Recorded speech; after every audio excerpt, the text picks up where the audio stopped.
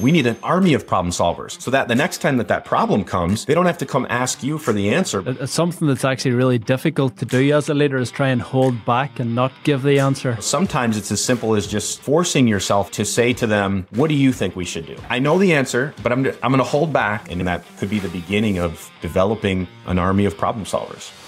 So Patrick, you're one of the leading experts on lean. You work with some of the most incredible organizations on the planet.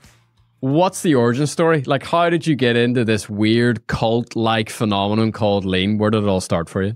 Yeah, that's a great question, Matt. I spent about 8 years in the U.S. military, and when I got out of the military, I wasn't exactly sure what I was going to do. I actually had my bachelor degree was in criminal justice, and I had spent a ton of my time in the military was spent in as a military police officer. So when I got out of the military, I was medically discharged, and I wasn't able to land a job in law enforcement, which was kind of what I had expected to do. And so I'm looking around trying to figure out what I'm going to do. And I had a friend who helped me land a job at a plastics plant in West Michigan as a production supervisor, just based on my leadership skills in the military. And I wasn't sure if that was something that was going to stick or not. But I went into the job with an open mind.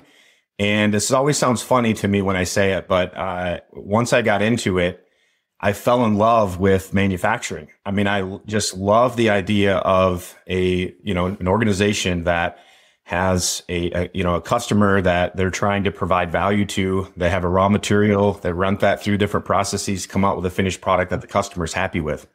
And obviously, there's tons of complexity and variability within that. And figuring that all out as a problem solver, I'm naturally a problem solver. So figuring that all out was just something that I just really enjoyed. I loved it. And I committed myself to manufacturing at that point in my life. And so at that particular time, I did not know anything about continuous improvement or lean, had never heard the word before, never heard the concept. And I ended up moving to another company, which was a tier 1 automotive supplier.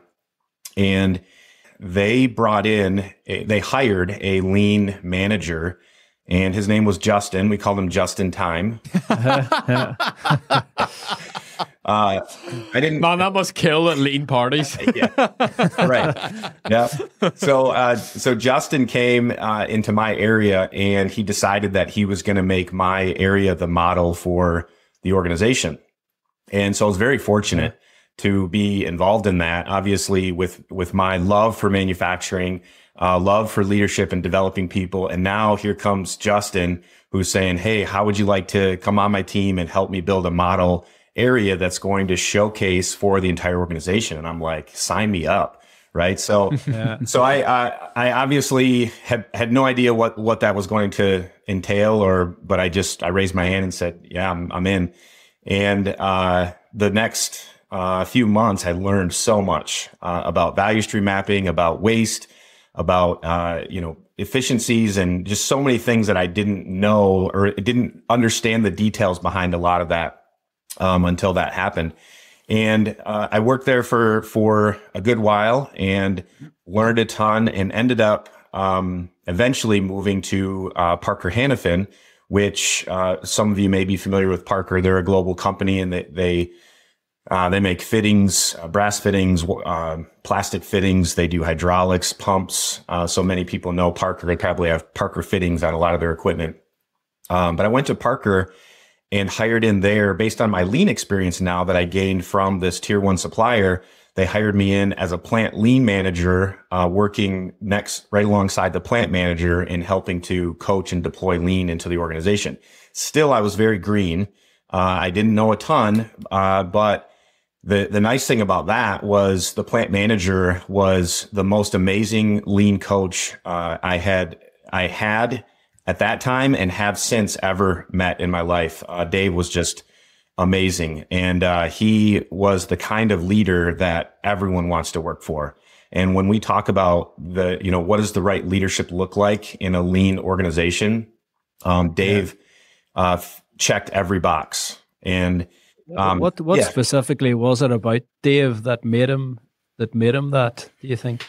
Yeah, I think I mean, for me, again, being kind of green and new to lean, I knew enough to be dangerous, but, for me, I needed more. I wanted to know deeper, wanted to understand a little bit more about, I knew the tools, I knew how to deploy them, but what was behind the tools was something that I was still learning. And Dave spent hours and hours with me, coaching me, not in his office, out on the production floor, walking the floor together, not just coaching me, but coaching team members on the lines. He would challenge me with questions. He would give me different challenges around problems that we noticed when we were out on the production floor. And hey, here's an area where they're having trouble getting the right components delivered to the assembly cells. Why don't you take some time and see if you can figure out, a solution to that or something that we can do to try to fix that problem. And obviously we would be working with the team members at that particular assembly cell. And then, I would spend some time and try to figure out some ideas working with the team members. And then Dave would come back out and he would ask me, so what'd you figure out? What's the root of the problem? What are some of the solutions that you came up with? And we'd talk through it and he'd challenge me some more and we'd find holes and problems and issues with it. And then we'd try something else. And that continued, for, month after month. He would coach me and Dave was also the kind of person that he spent, I would say 80% of his day out on the production floor. I mean, a machine would go down or there would be an issue. He would be the first one out there, rolling up his sleeves and working right alongside the operators, to help them, get things back in order. And so again, just having that opportunity to work underneath a leader like that, really, took my skills to a whole new level. Right. And so, I guess it's a very long answer to your question, but, that was my initial introduction to lean. Yeah, that's amazing. We've seen the power of lean and we've seen what it's done for our organization over the past 9 or 10 years. That's why I'm so passionate about talking about it and sharing our message with as many people as possible. But what's been the best lean turnaround in your career to date? What's the biggest before and after that you've seen? The biggest lean transformation, I suppose. Yeah, that's a good question. I mean, there's so many examples of just great stories that have come out of different transformations that I've been involved with. I would say that the majority of the companies that have had success are the ones that commit to lean for the long haul, right? I mean, I've worked with organizations where leaders are like, hey, come in and help us with a Kaizen event. And I'm always very hesitant to do that because, it's a drop in the bucket. It's not something that is going to have an impact and it actually could have a negative impact on the organization when that's happening. So I'm very hesitant and very careful about the organizations that I do any kind of short-term work with. But those organizations that commit to lean long-term and they're fully committed from the leadership level all the way through the entire organization, those are the organizations that we see and experience those true transformations. Just tell you one story about an individual at an organization that I was with. His name is Sean, and Sean worked with us for, I would say, probably 3 or 4 months. He was a production supervisor out in a production area, and Sean was very angry and upset at the organization when we first got there. They had done some work ahead of us getting there, which included some Kaizen activities where people had got laid off, and they were some of his family and friends, and he had helped to create some of the solutions that ended up getting his friends laid off, and so he was ready to leave the company and very upset. He had been at the company for a long time, but we worked with him and with leadership. Leadership was committed to developing a true culture of continuous improvement. And so things were changing. There was some new leadership in and a different approach, right, than what he had previously experienced. But I just remember after these 3 or 4 months that we were with them, we had worked with him on various projects. We had been in Kaizen events together, helped him develop a tier 3 schedule, a huddle. He was leading huddles. He had put up SQCD boards. He's problem solving. I mean, he's fully invested, fully engaged, super excited. And I remember we did a Kaizen event in one of the areas within his control. And I remember doing the report out in front of leadership. And Sean stood up in front of leadership and he said, I was ready to leave this company. I didn't want to be here anymore. I was upset. I was frustrated. And I really was struggling with this whole idea of lean and continuous improvement. And he said, but I will tell you that after these last few months, after this week, this Kaizen event, I am fully committed. And, and he was ready to, he was on the verge of tears. And he said, for the first time, I left for work this morning, and I told my wife that I'm actually excited to go to work. And he said, I've never said that to my wife before. And there was just this light bulb that went off that things are different there. Right. And this isn't, by no means is this a kudos to myself or our team. This was the leadership at that company, the management team, Sean's willingness to be humble enough to accept coaching, to try things, to do things differently. So this was completely on them and their acceptance of the lean principles into their organization that helped create that transformation. But I think, when you ask that question about, what's the greatest transformation? I mean, it goes back to the people. I mean, when you see people like Sean who, are excited to come to work and they're seeing the results of the work that they're putting in. I mean, that's true success right there. Right. Yeah, totally. I mean, you give a really great example of how a leader can set a really positive tone for a lean turnaround and a transformation. You've probably kissed a few frogs in your career as well, where you've come across leaders who maybe don't have the right attitude. In those cases, like if you can call out, like what are some of those traits that just does not work and it causes lean to kind of land flat on its face? Yeah. I talk about different leaders based on my experiences at the two organizations that I worked at that I call out in my book, Avoiding the Continuous Appearance Trap. And immediately when you say that, I think about the leaders from company Continuous Appearance, which is the company that appeared to have it all together at the surface level, but underneath they had a toxic culture where people hated to work. Their KPIs were in the dumps, or their turnover was through the roof. It was just a really difficult place to work at, and a lot of that fell back on leadership. And I think about very specific leaders, that would lead with fear, that would, sit in their office, or they would show up to meeting or, conference room meetings. But they would want something different. They would say that they want something different. But they wouldn't change their actions or their behaviors, right? They're leading through email and, conference room meetings and things versus, so leading by proclamation versus, leading by actually going out and being involved in continuous improvement. So I think those are a couple big ones. I mean, I believe that culture is an output. If you want, everyone has a culture, no matter what, it just happens. Culture happens. Now, can you change the culture? Absolutely. Because culture is an output, there are also very specific inputs that create that culture, right? So, again, I've worked with so many leaders that they want a different outcome. They want a continuous improvement culture, but they're not willing to change the inputs, right? The behaviors, the actions of the leaders. And so, when that happens, the definition of insanity, right? Doing the same thing over and over again, but expecting a different result. I mean, it's complete insanity, right? So these leaders have to realize that they have to be willing to do things differently themselves, and they have to be willing to coach their leadership teams to do things differently. And so I think when you bring up that analogy of, the leaders that aren't doing it right, I mean, those are a couple of the characteristics that come to mind, and a couple of the examples that I would say, specifically from company Continuous Appearance, from the book. Is there any hope for those leaders?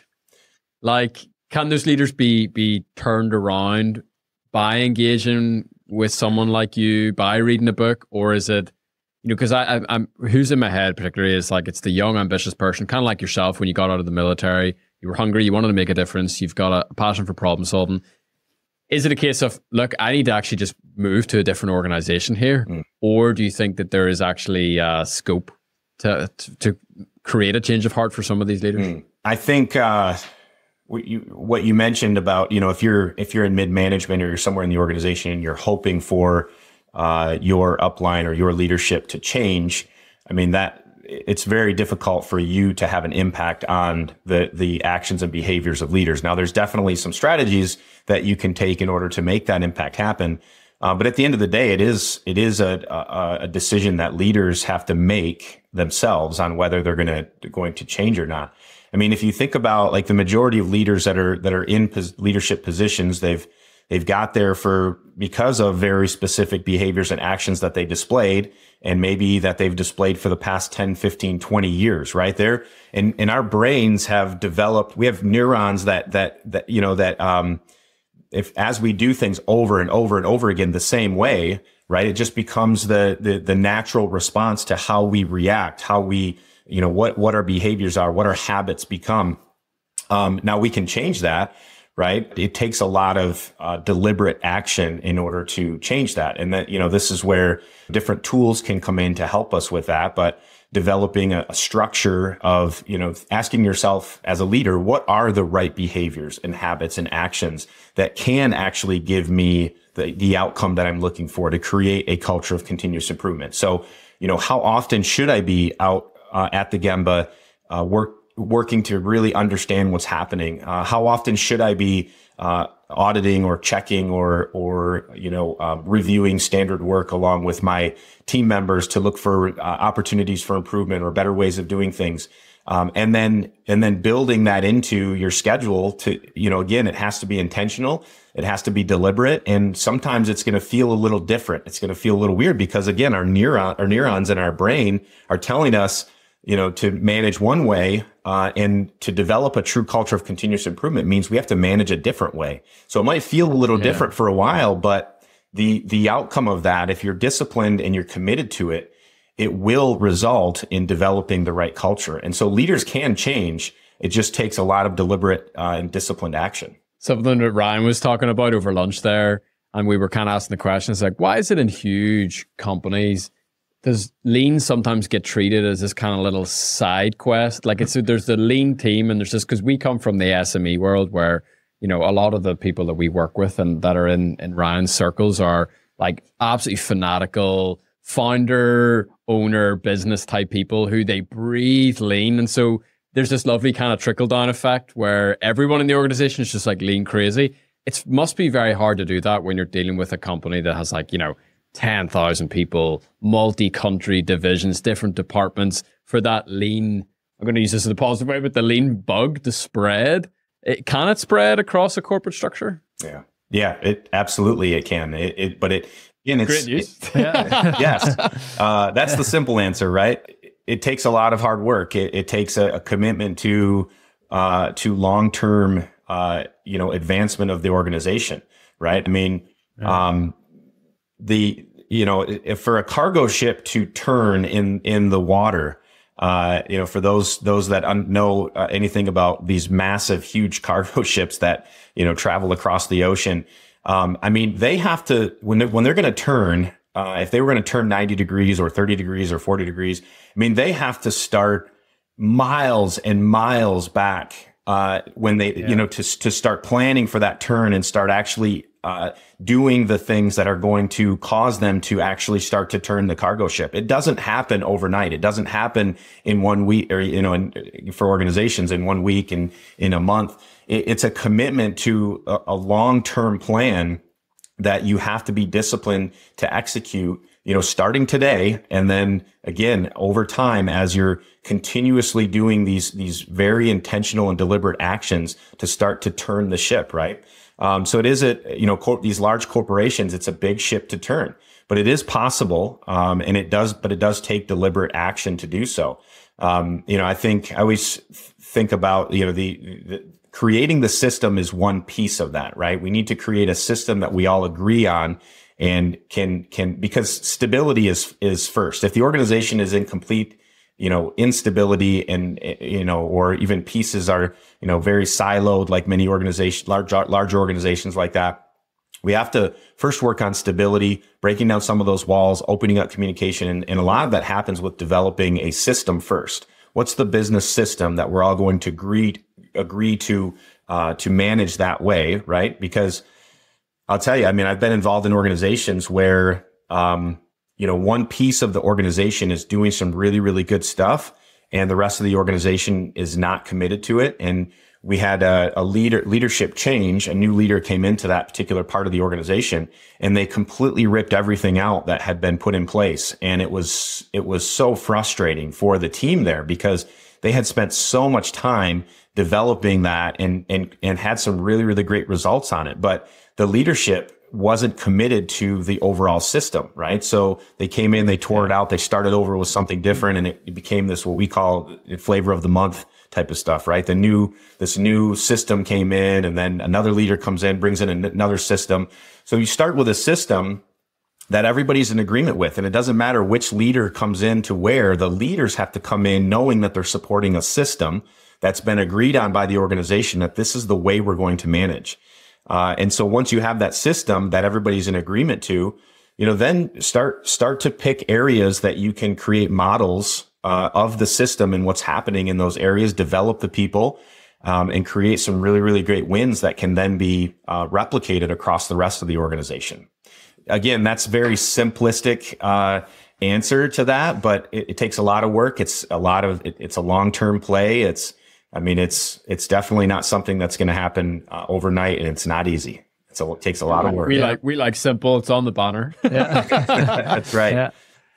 It's funny when you said that. That really resonates with me, because I'm working on my latest book, and it's 12 steps to creating a vibrant lean culture. And step 1 is exactly what you're saying. The leadership must be fully engaged, because without that, there's no point really going any further. Right. That's the number one thing. So, yeah, absolutely. So true. Love that. Yeah.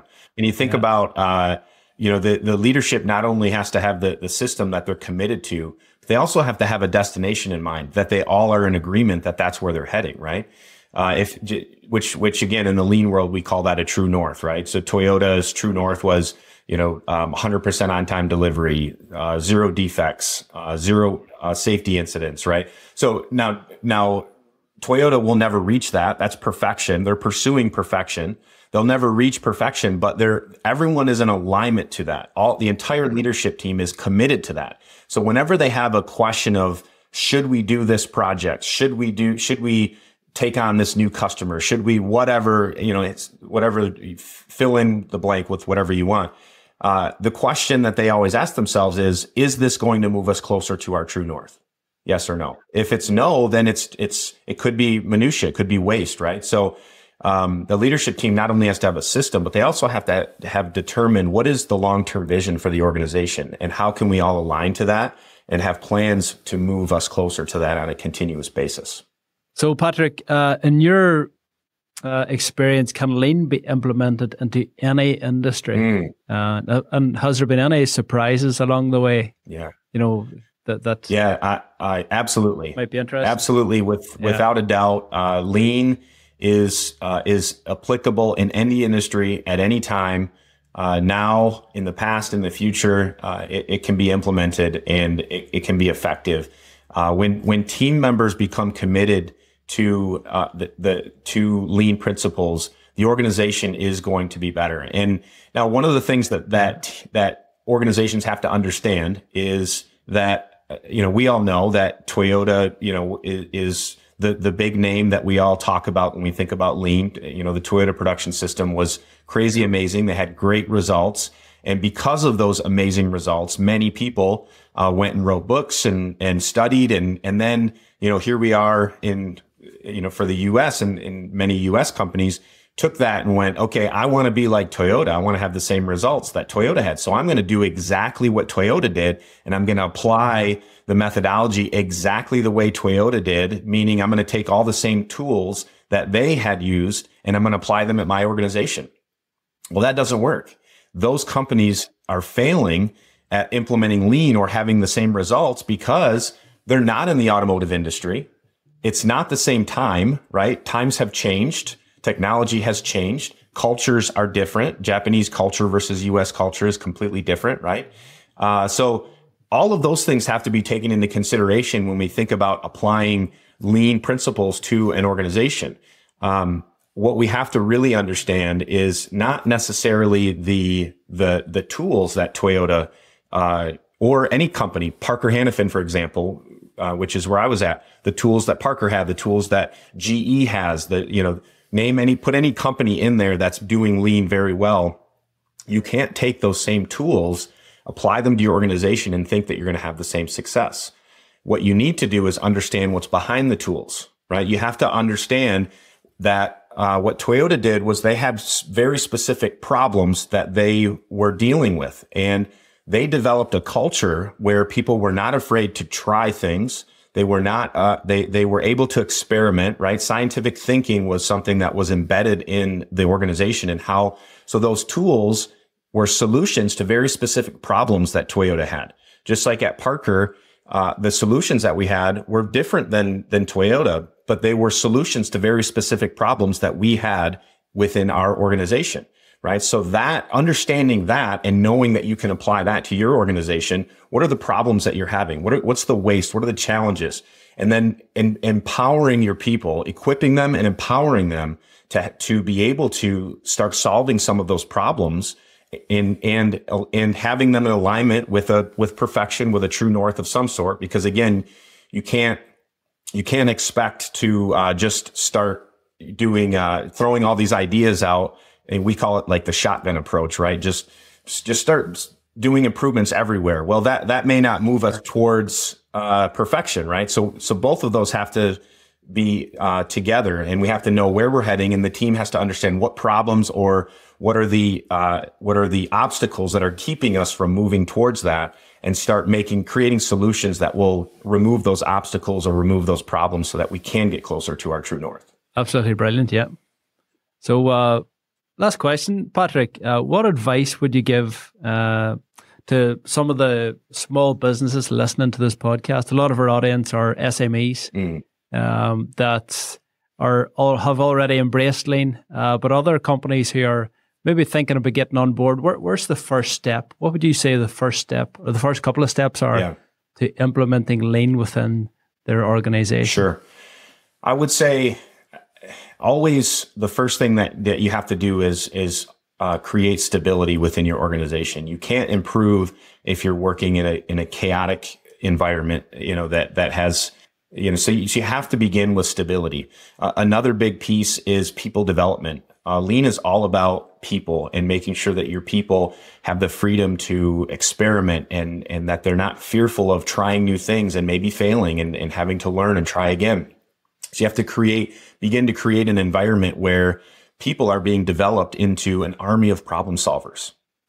So an army of problem solvers. An army of problem solvers. That's what we need at organizations. So many organizations I go to, you have, one manager who's running around trying to solve all the problems, right? And that will never create an environment where you're going to be able to continue to improve and transform the organization. One person is going to get overwhelmed; they're going to get burnt out. But that's for a lot of organizations that I go to, they've certified one black belt, or they have one person that they hired in as the lean manager, and it's their job to just go out and solve problems, and no one else is empowered or equipped to do anything. And so it just doesn't work, right? So that person's role should be to coach, develop, not just that person's role, but every manager, every leader should be coaching and training and teaching problem solving, right? They should be empowering their team members to try new things, and rather than giving the answers, right? Which is as leaders, a lot of us, it's our first inclination is to just give the answer because I know the answer. So I'll just give it to you. And then we'll solve this problem really quickly. Well, that's true. But what is that doing for the organization? It's actually crippling you because you're not developing the critical thinking skills of your team members. We need an army of problem solvers so that the next time that problem comes, they don't have to come ask you for the answer, but they can actually think through it and solve the problem themselves. And now we've now created these replicas of, the one problem solver. So I think that's a big part of it. It's something. It's something that's actually really difficult to do as a leader, is try and hold back and not give the answer. So true. I suppose it takes coaching and training to get there, doesn't it? It does. You have to keep telling yourself, I want to help my team members grow, right? So what is it that I'm doing to help them grow? Teaching them, giving them a process for a structured process to problem solve, right? Whether it's PDCA, PDSA, whatever it might be, but helping them think through when you have a problem like this, what are the steps that you should take in order to solve it? And sometimes it's as simple as just forcing yourself as a leader to say to them, what do you think we should do? That's simple. What do you think we should do? I know the answer, but I'm going to hold back. I'm not going to give it. I want to know what this person thinks. And now you're getting them to start thinking about how they would approach that particular situation. And again, that could be the beginning of developing an army of problem solvers. Amazing. It's great parenting advice as well. Oh, like imagine turning your family into an army of problem solvers. You bet. Now you got to be careful with your spouse. I don't bring that stuff to my wife is like, keep that stuff, outside of here. 100%. Patrick, this has been unbelievable. Genuinely, thank you so much for all there's so many golden nuggets. Like my page is full, Ryan's page is full here. We'll be fighting about what shorts we clip from this episode. So thank you for making our job so easy. How can people find out more? If people are like, look, I've loved what Patrick said today. What's the first step into the Patrick Adams multiverse? Sure. Where can you direct people? Yeah, you can go to our website at findleansolutions.com. That's a great place to get a lot of information about what we do. Obviously, I'm on LinkedIn, so I'd love to connect with you on LinkedIn. We do have our global summit coming up in September, so you could come to the Global Summit here in West Michigan on September 24th, 25th, and 26th. We'd love to host you in Michigan, and we're going to have some amazing speakers that are coming out. Katie Anderson is keynoting, Billy Ray, Taylor, Thilo Schwartz will also be here. So, and then many other amazing speakers. We have a large global lean competition that we're hosting as well during the summit. So all kinds of really cool stuff. Yeah. Awesome. Well, yeah, look, like we said, you can get access to all the stuff that Patrick has mentioned, along with anything else that came up in the conversation in the show notes. Just click the links there. And other than that, thank you so much for listening. And Patrick, thank you again for spending this time with us. Really appreciate it. Absolutely. No, it's great. I appreciate what you guys are doing. I love the podcast. Love the work that you guys are doing. I share your videos out all the time for a lot of our clients. So keep up the good work. You guys are doing good stuff. Thank you.